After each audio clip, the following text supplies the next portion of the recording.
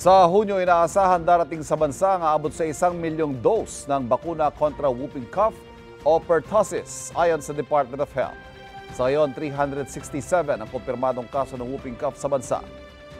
25 ang naitalang namatay dahil sa sakit. Ingat po mga kapuso dahil nakakahawa ang whooping cough na isang respiratory infection. Naipapasa ito sa pamamagitan ng droplets na mula sa pag-ubo o pagbahing. Kapuso, para laging una ka sa mga balita, bisitahin at mag-subscribe sa GMA Integrated News sa YouTube. Sa mga kapuso abroad, samahan nyo kami sa GMA Pinoy TV at sa www.gmanews.tv.